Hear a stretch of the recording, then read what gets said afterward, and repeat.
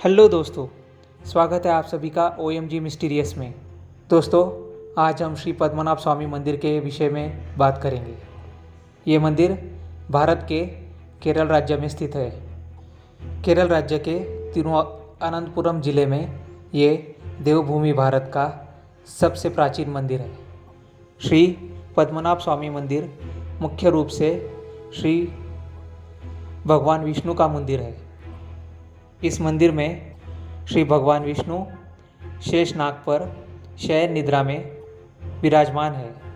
दोस्तों, माना जाता है ये मंदिर 6वीं सदी में बनाया गया है। 8वीं और 9वीं सदी के कई ग्रंथों में और पुराणों में इसका जिक्र है।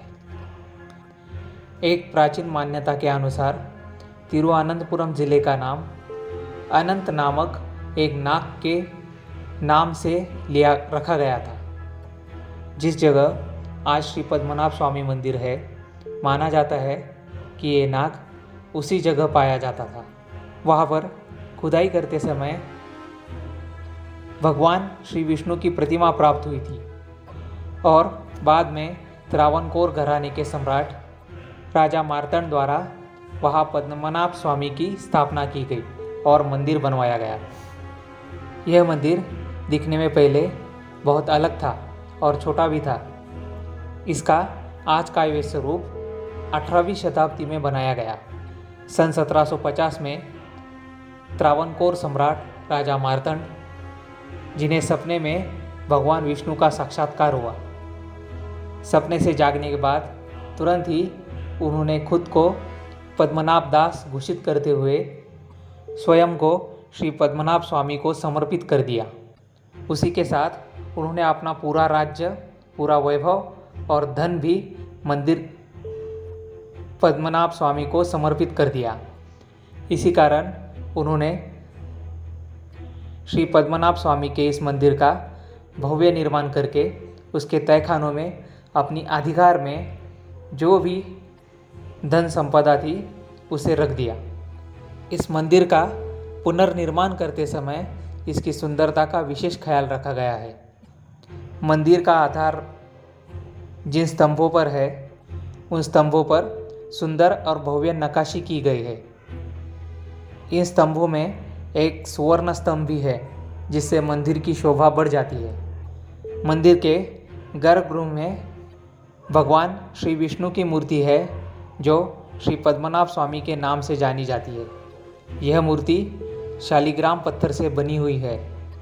यहाँ का त्रावणकोर साम्राज्य एक अकेला ऐसा साम्राज्य था जिसने मंदिर का सदैव रक्षण किया है।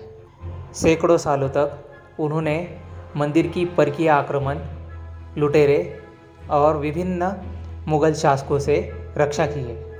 त्रावणकोर साम्राज्य की संपत्ति, जो कि मंदिर में खजाने के रूप में गढ़ी हुई थी, उसे लूटने के कई अनगिनत प्रयास किए गए, लेकिन त्रावणकोर साम्राज्य और श्री पद्मनाभ स्वामी मंदिर का भौगोलिक स्थान और त्रावणकोर साम्राज्य के कर्तृत्ववान राजाओं की वजह से आज तक मंदिर के तहखानों में रखी संपत्ति सुरक्षित रही।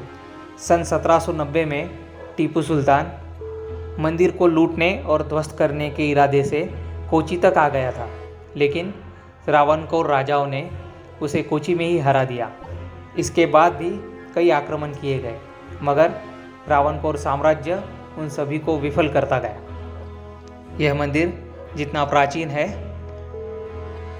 उतना ही प्राचीन इसका अद्भुत रहस्य भी है। दोस्तों, माना जाता है कि भारतवर्ष की पूरी अर्थव्यवस्था को बदल देने की क्षमता इस मंदिर के गर्भगृह में रखे त्रावणकोर साम्राज्य के खजाने में है। एक IPS अधिकारी SP सुंदराजन ने केरल उच्च न्यायालय में एक याचिका दायर की थी, जिसमें कहा गया था कि इस मंदिर के खजाने को सार्वजनिक कर दिया जाए। कई सालों तक ये मुकदमा चलता रहा। बाद में 30 जुलाई 2011 को केरल राज्य के उच्च न्यायालय ने आदेश दिया कि श्री पद्मनाभ स्वामी मंदिर के गर्भगृह में रखे सभी खजानों को तहखानों से निकालकर बाहर लाया जाए। इस वजह से मंदिर की विश्वस्त समिति के अधिकारी, त्रावणकोर राज परिवार के मैनेजर्स और अधिकारी और शासकीय अधिकारियों की उपस्थिति में इस मंदिर के गर्भगृह में छुपे तहखाने के दरवाज़ों को खोला गया। इन सभी तहखानों को ए से लेकर जी तक का नामकरण किया गया। अधिकारियों को पहले 6 तहखाने खोलने में कोई तकलीफ नहीं हुई। ए से लेके एफ तक के सारे तहखाने खुल गए और उनके अंदर जो भी चीज़ थी उसे देखकर सभी लोग अचंभित हो गए, उनके होश उड़ गए। खुलने वाले हर एक तहखाने के दरवाजे के पीछे उन्हें कई किलो सोने के आभूषण, बेशकीमती पत्थर, सुवर्ण सिंहासन, सुवर्ण मुकुट, सुवर्ण मुद्रा, सोने के बर्तन, हीरे जवाहरात, रत्न, मानिक और मोती मिले। इसी के साथ 28 किलो वज़न की एक बैग भी मिली जिनमें 7 अलग अलग देशों के सोने के सिक्के थे। लेकिन जैसे ही ये सभी लोग 7वां दरवाज़ा खोलने के लिए आगे बढ़े, तब उन्होंने एक अद्भुत घटना का अनुभव किया। उन्होंने देखा कि 7वें दरवाजे पर कोई भी कुंडी या ताला नहीं था। उन्होंने एक लोहे का मजबूत दरवाज़ा हटाया। उसके बाद अंदर जाकर थोड़ी दूरी पर एक और दरवाज़ा था जो कि लकड़ी से बना हुआ था, लेकिन वो लोहे के दरवाजे से भी ज़्यादा मजबूत था। उस दरवाजे के अंदर जाने के बाद फिर वो एक चेंबर में पहुँचे, एक तहखाने में पहुँचे, जहाँ पर और एक विशाल पत्थर का दरवाज़ा था जिस पर सर्पों की आकृतियाँ बनी हुई थी। इस दरवाजे के पीछे से रहस्यमय तरीके से पानी की आवाज़ आ रही थी। अधिकारी और कर्मचारियों ने इस दरवाजे को खोलने की बहुत कोशिश की, लेकिन वो लोग नाकाम रहे। उन सभी ने एड़ी चोटी का जोर लगा लिया, लेकिन वो दरवाज़ा अपनी जगह से हिला तक नहीं। गर्भगृह में स्थित इस दरवाजे के बारे में बहुत सी लोक कथाएँ प्रचलित थी।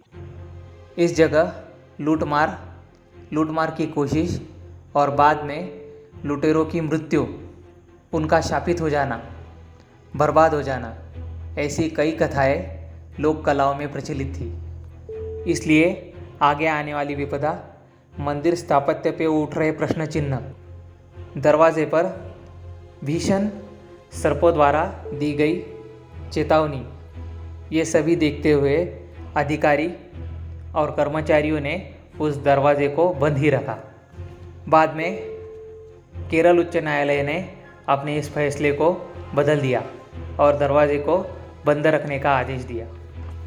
केरल उच्च न्यायालय ने आगे कहा, ये 7वां दरवाज़ा सभी 6 तहखानों के रक्षक के रूप में कार्य कर रहा है।